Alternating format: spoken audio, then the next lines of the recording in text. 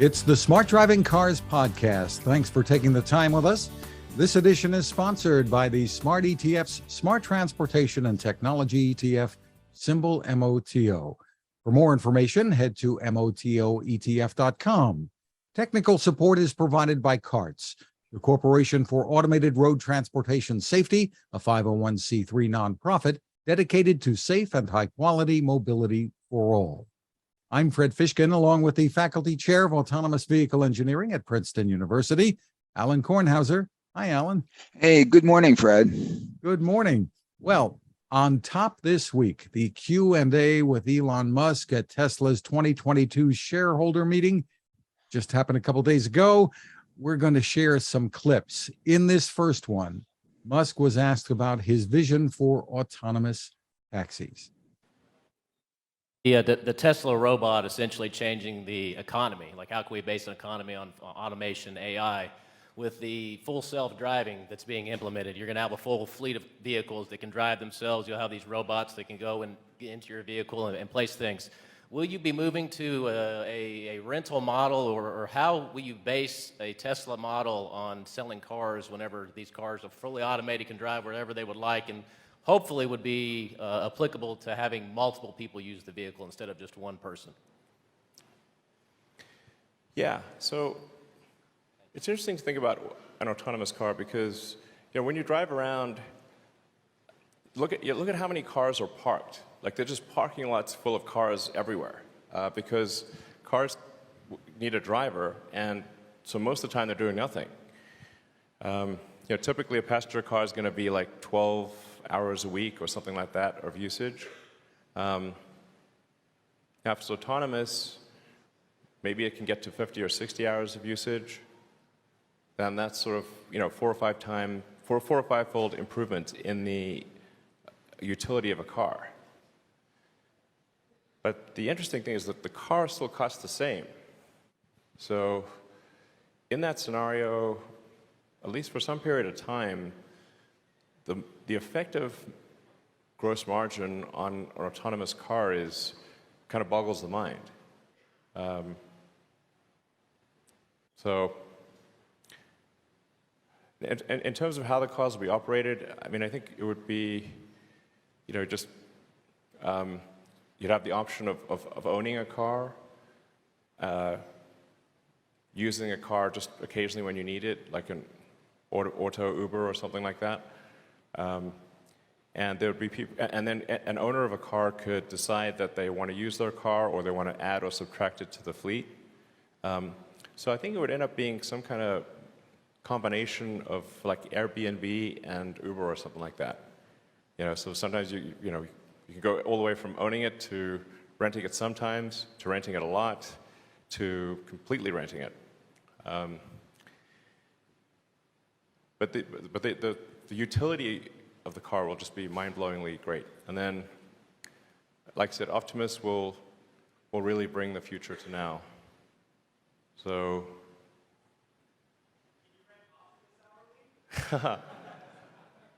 yeah, maybe. Maybe you could rent Optimus hourly. I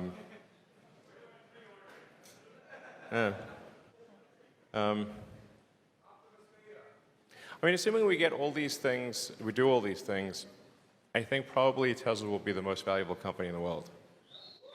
So.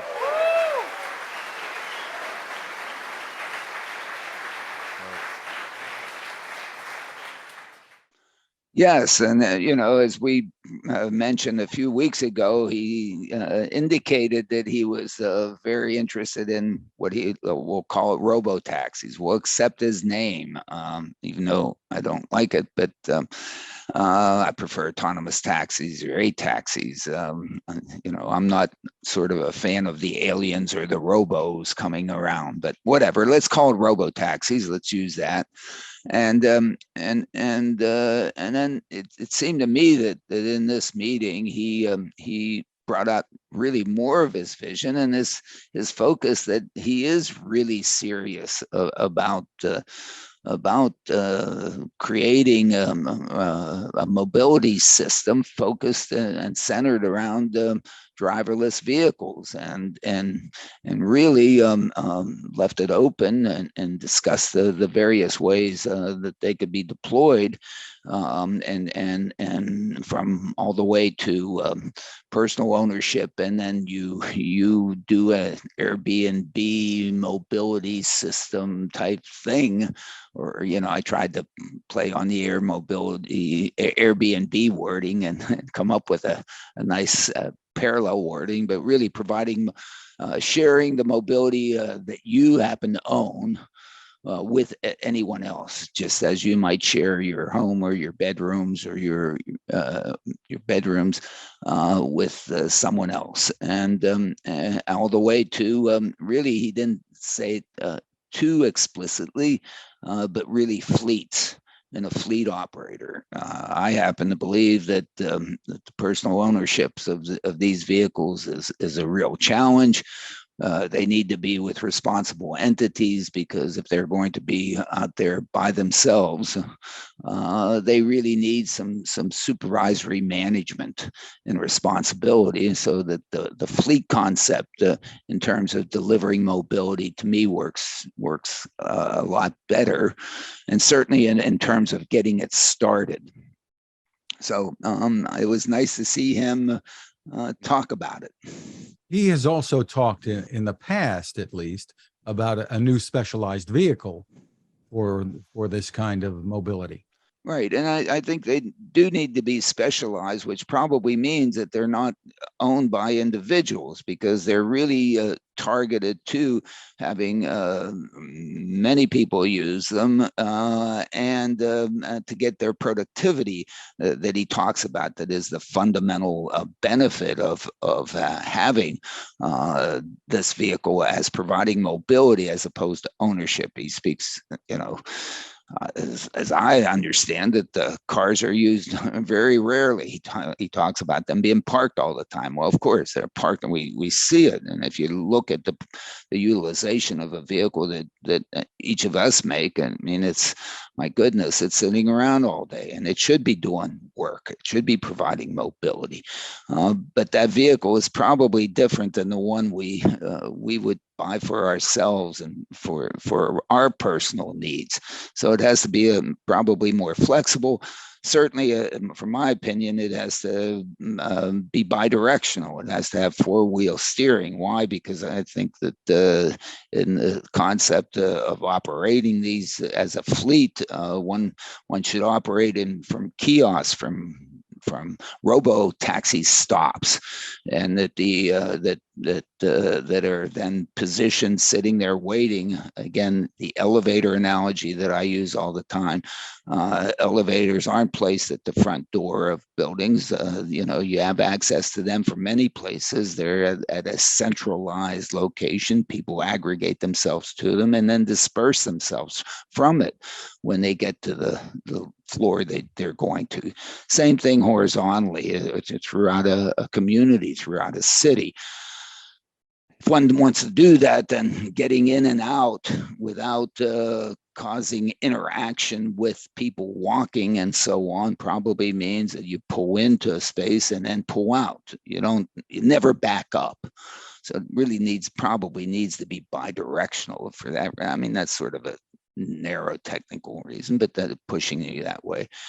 Certainly accessible to wheelchairs and all of that, those sorts of things, because again, it's for mobility for everybody. But again, that's where the kiosk concept sort of fits in pretty well, because the kiosk would be designed so that it has accessibility. If there's a curb height, then that curb height matches up exactly with the floor height of the vehicle, and the docking and so on, because these things are precise, is right there. So there's no issue with that, and so there's some integration. So the vehicle you put out there in the fleet, my short of that, is not the same vehicle as you would sell to you or to me. It ends up looking like, not looking like, but being like the robo truck. He went out there and redesigned the concept of a pickup truck. Well, here, this is now somewhat redesigning the concept of a mobility vehicle as opposed to a personally owned vehicle, or, like my train, I own that. I can't ride it, but anyway, you get the point. So, little technical details in there which are important, but my goodness, he's building the key strength that he has is he is building the manufacturing systems to build these things. To put them out there and operate them is almost a trivial additional thing. I mean, you could put it in a city and you can have a franchise. McDonald's itself doesn't run every McDonald's. There are franchises out there. I guess they do the meat patties and bread and so on, and advertising, but otherwise it's franchise. So you could see it happening. He has great strength. Cruise with GM has that strength.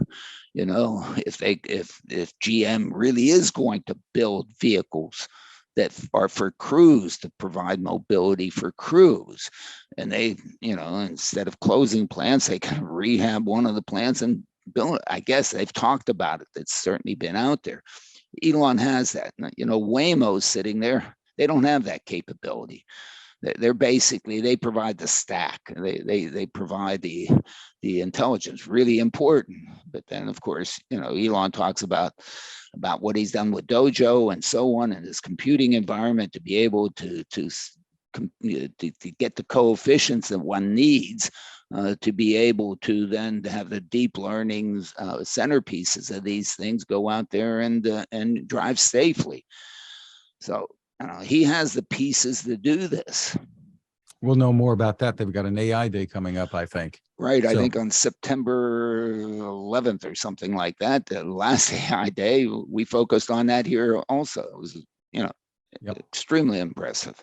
Another clip. There was a question about when and where this will first be deployed. Elon, what's up, man? My name is Justin. Some know me as SMD Capital on Twitter. I had the #1 voted question last earnings about scaling to extreme size. I have another big question I think a lot of people would want to know.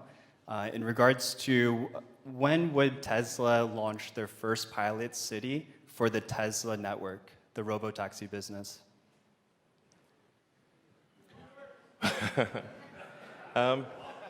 Well, you see, I think it's actually going to be probably much more widespread than that, because Tesla is developing a general solution for self-driving, and it's not really specific to one city or location. Now, there's different regulatory requirements in various cities and states, so some locations will offer regulatory approval sooner than others, but we are aiming for a general solution. In fact, if you created a sort of a randomly generated alternate Earth, our system would still work. Like literally, like you had some sort of computer-generated Earth that obeyed roughly the same rules as current Earth. Our system is sufficiently generalized that it would work in a computer-generated alternate Earth. So, yeah. So anyway. Alan, I know you have some thoughts about this. Yeah, of course I have thoughts about this, and I guess I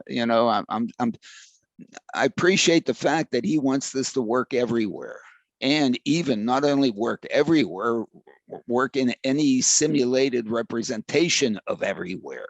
That's even taking it up the next hierarchy, and that's great. It's wonderful, sure, but that's asking a lot. And in a sense, I think one needs to grow into this and learn, and all the other things that he's doing is fundamentally in that same approach. You look at what he's doing in Boca Chica and Cape Canaveral and so on. I mean, he's building, dismantling, fixing, taking parts out, a whole evolutionary process to getting to where he's going, deciding to do with carbon fiber and then steel and then who knows what, and then evolution. And I think that this is the same story with respect to the deployment of robo-taxis. You need to start someplace. You got to get one into orbit. Okay, and then from that, basically be doing it with a structure, with a model that is both scalable and the economics makes sense in scaling, as well as replication and taking it everywhere. Of course, I wish he would adopt, come to Jersey.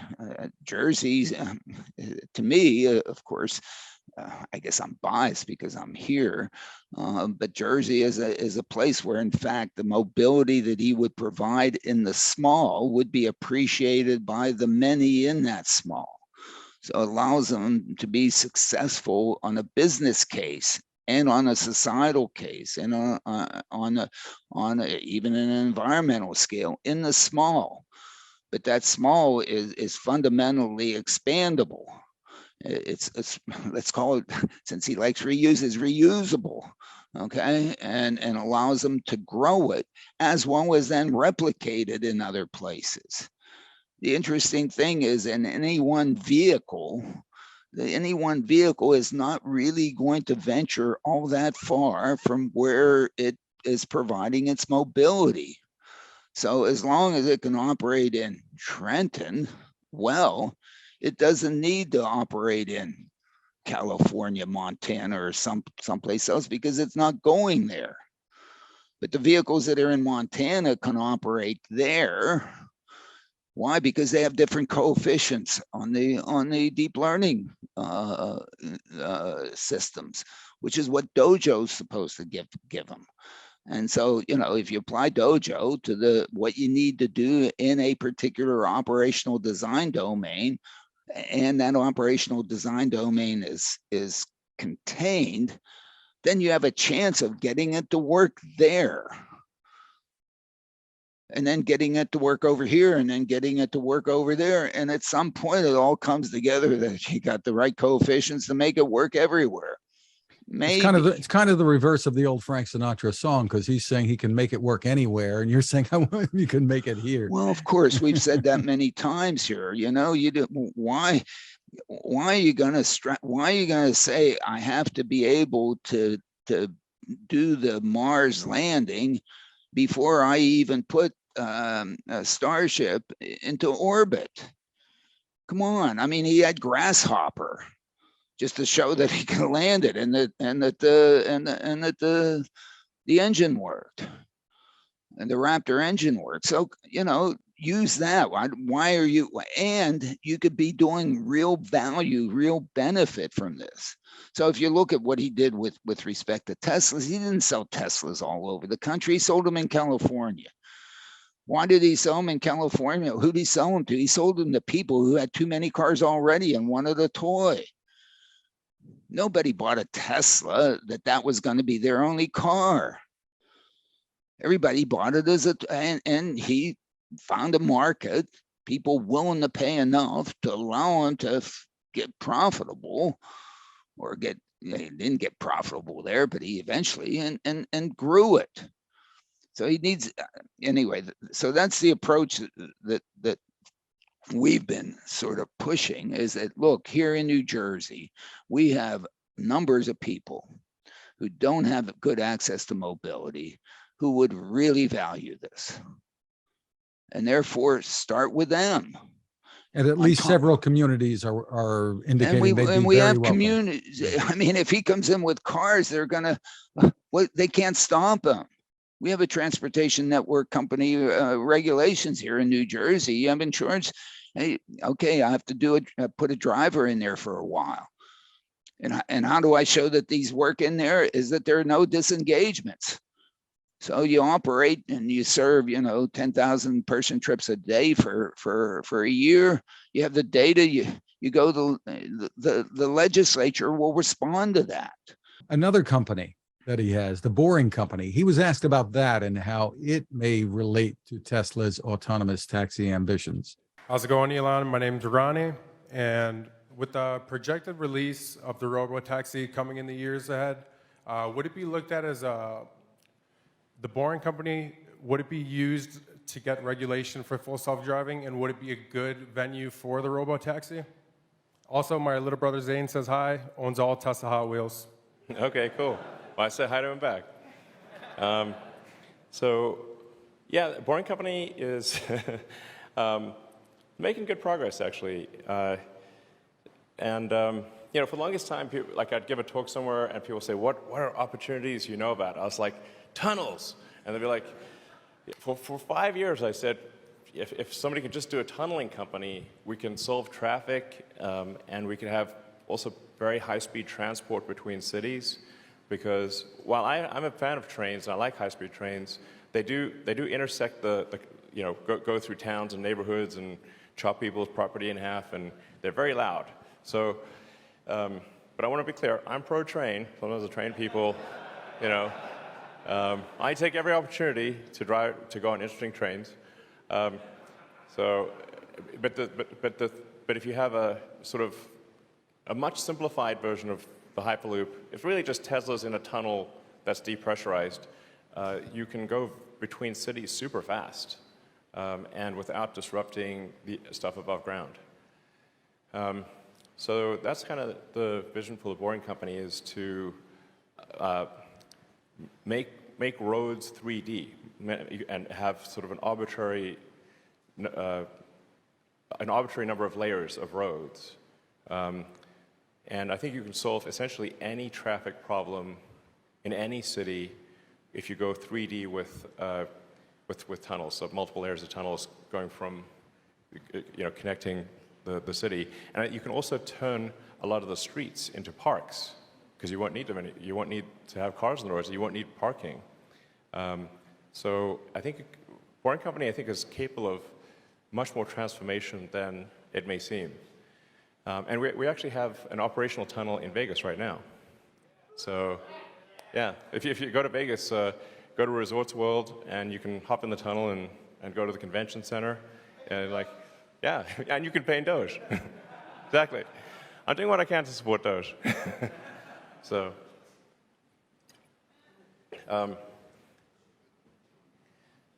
but yeah, I think Boring Company is going to do some pretty interesting things in the years to come. Yeah, well, yeah, I mean, the Boring Company is sort of another one of his. Yes, I mean, in building the interstate highway system and accessibility for our cars, we destroyed neighborhoods. We just ran right through them. Why? So that we could, you know, get through them, not to serve them, to get through them. And my goodness, all those things should be underground. Or you don't want to put them in the air because they're ugly. Okay, if we could only, you know, bore tunnels somewhat inexpensively. So of course, you know, but that's an enormously big if.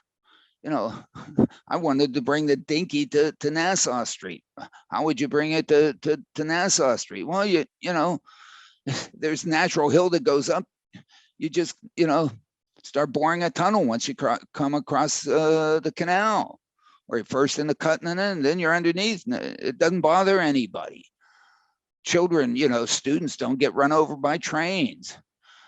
You know, we have a road that goes right straight through campus. You know, the road goes up and then down. You know, why hasn't that thing been cut and put underneath? I mean, it's I call it a cancer to the campus. We do all this construction and beautification of the campus, and we have these cars running through there and trucks, and you have to have, you know, crosswalks, and students actually get hit by cars. It's rare, I admit, but you know, they do. And why? Everybody would like to have pedestrian bicycles and so on. Stick the darn thing underground. Pop it up at the intersection of Nassau Street. Okay, I mean, it was done in New York on Park Avenue. All right. Well, because Park Avenue is actually built up over top of, in most places, over top of the ground and where the train tracks are and things like that. But do that. You want high speed rail on Northeast Corridor, you can't get an alignment that's straight. I mean, you would have to disrupt so many communities and so many people and so many rich people too. So therefore, you're never going to do it. Boy, I mean, if the boring company can go in there and bore a tunnel, we have a high speed rail. We have 300 mile an hour, whatever, Washington to New York. Great. If you can dig a tunnel inexpensively, big if. Well, there was another question about autopilot and the accelerator remaining on after the steering wheel is turned, disengaging autopilot. Let's hear how he handled that. Elon, I brought you the final checkpoint for SpaceX, a mini moon. Maybe little X can play with it. My name is David Guajardo. I'm a former Brownsville resident. My first suggestion is to add a new steering mode option where the driver can select lazy mode and have the software accommodate between comfort, standard, and sport modes, depending on the speed the car is going. This will increase handling and safety. Second, when disengaging autopilot with the wheel, the accelerator stays on. Please fix it. Last one, weeks ago, talking to Mr. Sam Patel at Starbase, I told him that the team should add a tab in the SpaceX website and disclose what type of skills and preparation are going to be needed from us to accomplish the greatest adventure ever in human history, going to Mars. All right, well, thanks for the suggestions. Those are good suggestions. Thank you. Yes, the whole concept of intelligent cruise control and auto steer, lane centering, needs to be looked at again. Why, if I grab my wheel and decide to override the lane steering, should anything be turned off? Okay, the override of the steering, fine, but the steering commands, as the intelligence system is trying to figure out, should remain, but I should be able to easily override them in case they're not doing what I want to do. But when I either more lightly or more openly grab the steering wheel and let it go, let it go. It certainly shouldn't turn off anything that I control with my feet. It's my feet that need to deal with the interaction of those control, the acceleration and the braking. And of course, we've talked many times about how that all needs to be looked at again, or is not implemented what I think is properly. If I tap my brakes and I have intelligent cruise control, it means, I think, and of course, not everybody thinks the same way I do, but for me, it is, look, I'm going, I think, too fast. Turn off the acceleration function, okay? Until I do something to indicate, hey, turn it back on. But don't turn off the braking function. Just like in steering, if I grab the steering and and override it and then let go, stay on. And if you want to take it back to where you were, great. If I don't like it, I'll do it. But with the acceleration, it's that, turn that off. Don't turn off also the braking. And this happens all the time in these systems. I'm traveling on a Route 1. There are 1 million traffic lights. I'm following somebody. I have the thing on. It's keeping me, from not violating the speed limit or more than I want to violate it. And it's keeping me from running into the rear end of the vehicle in front of me. That's what it's doing for me. Okay. If I tap the brakes, I think that system should understand that as that, hey, the speed thing, how fast I'm going, not so, but I still don't want to run into the vehicle in front of me. And if you don't want me to run into the vehicle in front of me and tailgate and rear end them, then don't wait until the automated emergency braking system 1.6 seconds before collision goes nuts and, you know, tightens seat belts, slams on the brakes to save me. Do what you do normally. If I hadn't touched the brake, continue to slow me down a little bit. That's not what these systems do. They turn the system off, the brake and the acceleration. Where'd that come from? I claim that It seems they're designed, Alan, not to work with drivers. It's an either or situation. You're in control or I'm in control, and they don't allow any intermingling here. Well, maybe that's the answer here, but my goodness, go to the next step and intermingle with me. If I didn't want you helping me, I wouldn't have turned you on. And just because I tap my brakes, it shouldn't say, oh, he doesn't want that. From now on, it's off. I'm not turning on again until he tells me turn on the brakes. Okay. To me, that's just not right. And I think that that's not the reason. I think it's a reason that dates back to when it was stupid cruise control. It had controlled only the acceleration and not the brake. Okay. So if you're in that situation in which you're controlling just the acceleration and not the brake, okay, I tap my brake means turn off the acceleration. So somewhere in the code, it says turn off the acceleration. Whoever was coding that said, well, there's only one thing for me to turn off. It's acceleration. So turn the whole thing off. I've accomplished turning off the acceleration by turning the whole thing off. Great. Worked well. Wonderful. Thank you. Okay. Now you put another thing on top of this cruise control that says, hey, I'm controlling I'm going to control the brake now. Because before, my goodness, don't touch the brake. Because if you go in there and mess around with the brake, you basically own it. So you better do that well. Okay. Otherwise, every rear end crash is like your fault. Okay. So all of a sudden now you're controlling both the brake and the acceleration.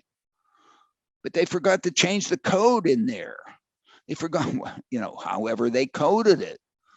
Tapping the brake should have said turn off the acceleration. But of course, that was implemented as turn the whole system off, and they turn the whole system off. I think that is wrong. And I've been saying it for, nobody I guess I wish somebody would argue with me and convince me. I'm waiting to hear from somebody, and nobody calls me. So, somebody call me, explain to me. And I'll try to listen. We should clarify that it doesn't mean that the automatic emergency braking system is off altogether, but that is designed, and Tesla says so, and other manufacturers probably do as well, that it's designed for mitigation, not avoidance. It's designed for mitigation. I want to avoid.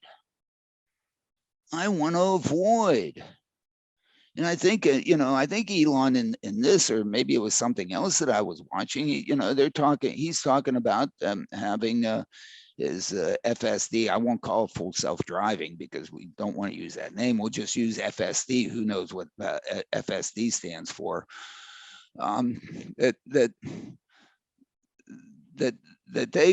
What they want to do is they want to start deploying the airbags prior to collision in the emergency braking situation.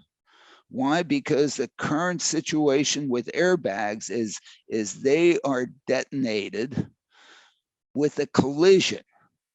And if you can deploy them earlier than the collision, let's say 0.5 seconds to collision, with an anticipated collision that would result in the deployment of the airbags, which you can compute in that intervening time, then the deployment of the airbag will not have to be as severe. And therefore, maybe your your child could not go back and sit in the passenger seat. Okay, and be more effective in protecting you in the eventual collision that happens in the next half a second. Don't quote me on the half a second, but in that intervening small time period. It's beautiful. Of course, it should be working that way.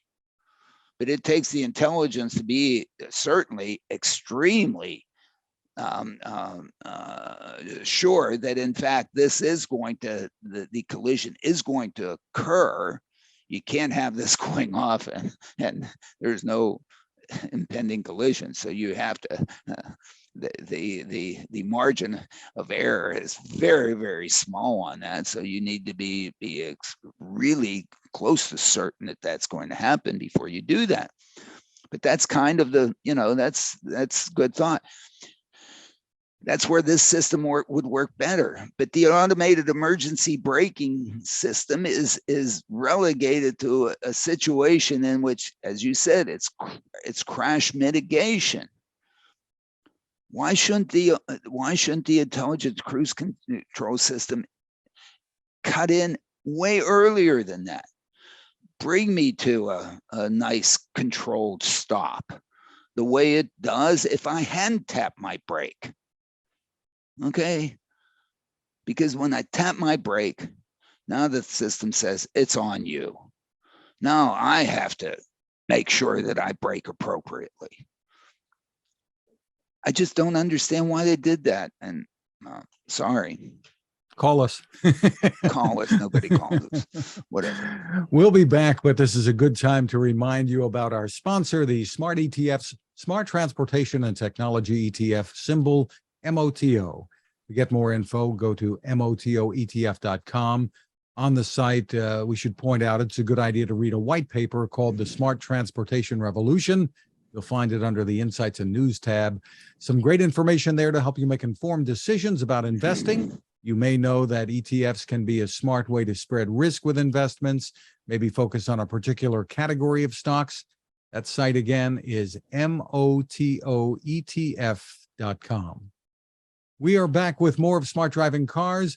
Alain, we were watching and commenting on the Q&A with Elon Musk at the annual shareholder meeting. Meanwhile, the California DMV is accusing Tesla of false advertising in its promotion of the company's autopilot and full self-driving. I guess that's what FSD stands for.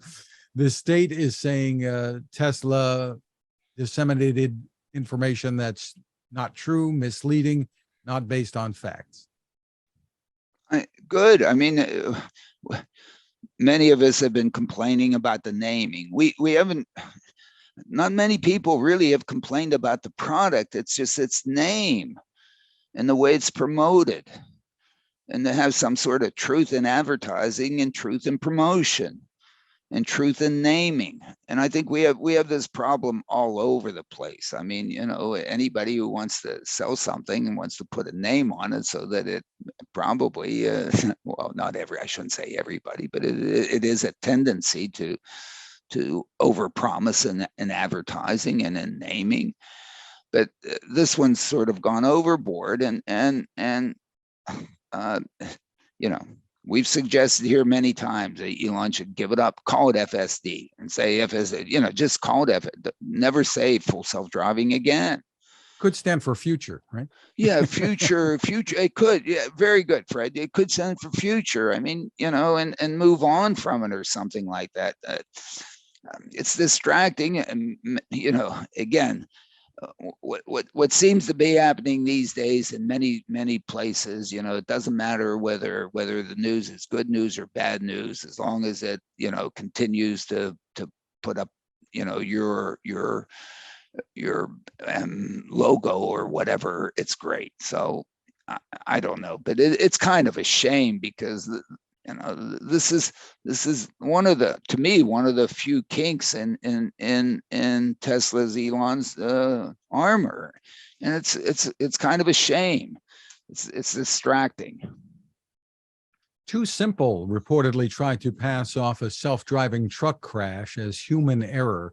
The Wall Street Journal says that was a major oversimplification. This involved a truck in Tucson that lurched left, hitting a concrete divider. Yeah, I mean, I guess fundamentally they said, well, you know, the code had an error in it, wasn't updated or whatever, and so on. And you know, somebody put, you know, didn't update it and didn't do what or whatever, and human involvement in the code. Human involvement is in the code. The code doesn't get generated by itself. I mean, no, the AI doesn't generate the AI. Okay. And so whatever. You know, we've got to get the reason for the testing and the reason for the oversight is to find out the mistakes that we've made in writing the code. And let's find them and fix them. Okay. And stop pointing fingers and so on and move on.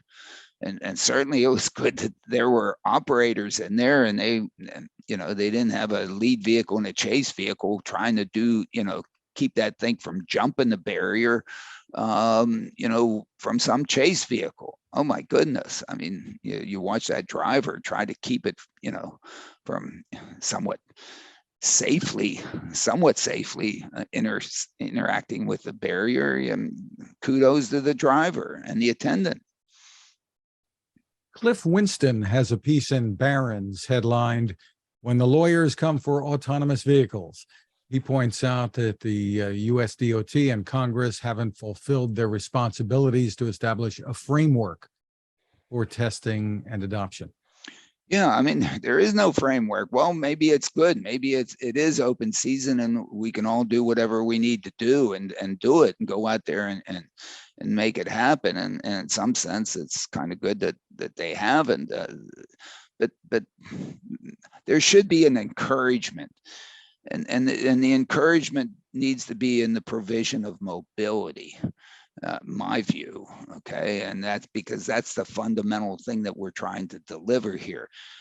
Originally, a lot of this was sold on making it safer than us driving. Yes, we can make it safer as systems that work with us and keep us from misbehaving.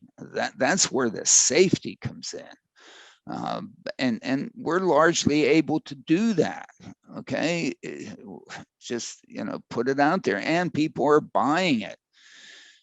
Now we're focused on making sure they don't misuse it, and of course we don't oversell it in its misusing of it. And so when it's there to help us drive better and safer, and hopefully not faster, the last thing we need to do is go faster. In the latest newsletter, Alan, you highlight a LinkedIn post from GM President Mark Roos with a headline, "Why a safe approach to self-driving deployment is critical to success." And I don't know what you can say. Hard to argue with that. Well, it's hard to argue with that. Of course, I mean, everybody, of course, you want to be safe, but let's be careful here. I mean, let's talk frankly here. Safety is a floor. It's a necessary condition. It's not the objective here. Okay, the objective is to provide mobility, you know, and let's not forget that. And let's not, you know, get so hung up on the safety piece. Let's not make sure that FSD works everywhere. Let's get it to work somewhere. Okay, safely. And safely, it doesn't mean no crashes. Just doesn't. Of course, we have a vision of that, but it doesn't. You know, the world, Mother Nature, she's tough. Okay, things happen. In a sense, you know, things happen that you can't do anything about. I mean, we have space junk coming in from space. I mean, some stuff they found in Australia. What if it comes down and hits your car? We're supposed to make these things not be susceptible to that? Come on, this is silly. Okay, let's do 99.9 whatever percent, and then the rest of it, my goodness, we're getting value out of this. Anybody who thinks they're going to get value without any cost, I don't know. I mean, they're goofy. Everything costs something. Meanwhile, Alan, Electrek reports that GM has started offering Chevy Bolt EV owners a $6,000 refund as long as they promise not to sue over the battery fire recall, which was last year. I mean, look, you know, EVs are tough. And, you know, and there is this battery, not only the fire issue, there's all sorts of other issues with it, you know, sourcing and whatever. And yeah, EVs are a good solution. Do they have any costs? Of course they do. Everything has some costs. Are we willing to pay that cost? I think so. Although, you know, it seems as if, you know, you look at the numbers, there is one entity that, you know, has done a pretty marvelous job at getting it off the ground. Well, Lucid shares plummeted after the company, a Tesla competitor, slashed its production guidance, confirmed that it burned through another $800 million during the last quarter. And you have some comments on that in the newsletter. Yeah, you know, the 800 million turns out to be close to 10 million a day. You need some really deep-pocketed investors to keep that going. And we commented last week on cruises losing 5 million a day, and who knows what Waymo loses a day, because at least I haven't found a quote. Somebody can maybe send me one. You know, one has to get to a point in which one has revenues for these operations, and that the revenues not only come close to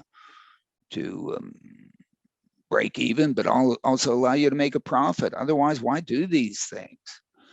Okay, public subsidy, my goodness, that's hard work. Don't want to do that.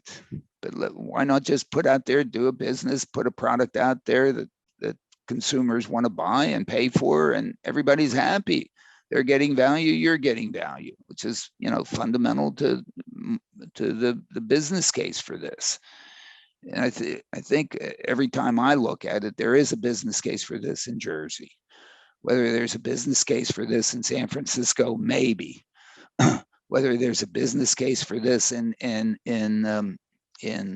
Chandler, not yet. Maybe it's some greater propensity and deployment and appreciation, but certainly not yet. Changing lifestyles. Have to change lifestyles to get buy-in in Chandler. Everybody has a car. Not everybody, of course, but too many. In New Jersey, not. The interesting thing about New Jersey is we have this wonderful rail line that goes to New York that carries a bunch of people, could carry more if you could only get them to the train station and back, so that it's a no-brainer. You don't have to park. You don't have to pay for parking. You don't have to whatever. You just go, and it's there when you come home. Oh my goodness! Might even increase the ridership on New Jersey Transit Rail, and provide sort of the base demand of mobility just to get to this train station. And this exists in Trenton. This exists in Perth Amboy. This exists in Patterson. This certainly exists in Newark. Certainly exists in Camden. Certainly exists all over the place. Taking kids to school. Oh well, they should ride a yellow bus. Not to some of these city schools. Okay, maybe if you're out in the country or something like that, I don't know, but to the city schools, and geez, and 2 very short time periods during the day, you know, you get enough revenue from that to, you know, make up another big chunk of your operating costs. And then you got the whole day to serve everybody else. You know, these things, the amount of mobility they could provide, the flexibility and the productivity that Elon talked about, that he said, you know, it's mind-boggling. It is mind-boggling. I agree with him, but do it in a place where that mind-boggling can be appreciated. And we don't have to do it 365.25 days a year. Saying I can't do it and I want to do it in Chandler because I don't want to do it in the snow in New Jersey is like Wait a minute. We don't want you to do it in the snow in New Jersey. Wait until we shovel the snow, then do it. So now what's the advantage of Chandler over Trenton? There's none.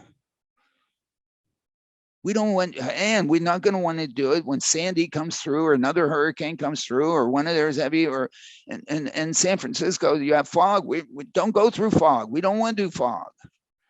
Stop. Take a break. Do it 300. We have 350 good days here in Jersey. Do it 24/7 for 350 and maybe 2 hours in the other, 15.25. We're happy campers here. And with happy campers, then you can go and demonstrate, we've had no disengagements in a year. System works in that operational design domain, and make sure your code keeps it in the operational design domain. If the operational design domain say don't go above 40 miles an hour, don't go 41 as you did Uber in the Elaine Herzberg crash. Make sure the code is tight. That's human error that somebody, let it violate the speed, but not human error. Well, it is human error. But fix it. And finally, Alan, you noticed a quote published a couple of months ago, really, from our friend Alex Roy, Director of Special Operations at Argo, which has deployed a fleet of driverless cars in Miami. He said, elevators used to be a novelty, but today we take them for granted. I could see you smiling as you read that. Of course I smile. Look, people do surveys and try to describe connected automated vehicles to surveys and focus groups. And my goodness, it's, people must just be rolling their eyes. Yeah, yes, an automated Uber is a close representation. Okay. An automated elevator is better.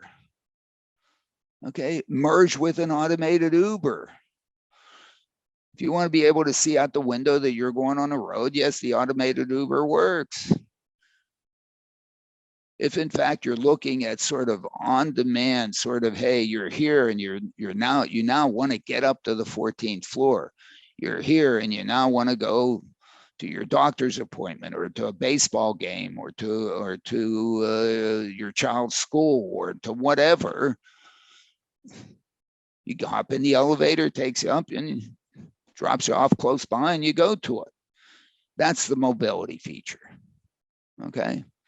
And the great thing to me about the elevator analogy is that, you don't really know how it operates. You really don't want to intervene. There is a button there somewhere that I think you can stop the elevator. I think still in New York City subway, there is a glass thing that you can break and you can pull a red handle and stop the train. Luckily, nobody does that, or rarely. And the people who do that just once. Okay, we put up with that. But, and people just do it. You go to an airport now or any sort of reasonable airport, how do you get from, TSA to your gate? You go someplace and, something comes, the door opens, you get in and you get to it. It's the same thing. Why shouldn't that be in your community? For you to go to the grocery store, for you to go visit a friend, or for you to go shoot hoops across town or to play golf or whatever. Why not? Why not? Well, our elevator is stopping here. Thank you to our sponsor, the Smart ETFs, Smart Transportation and Technology ETF. The ticker symbol for the ETF is MOTO, and more info is available at motoetf.com. Technical support is provided by CARTS, the Corporation for Automated Road Transportation Safety, a 501c3 nonprofit dedicated to safe and high-quality mobility for all.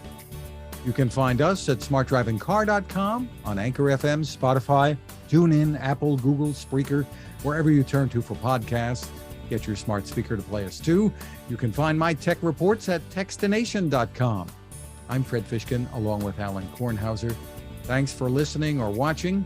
Please continue to stay safe. Thank you, everybody. Have a great weekend.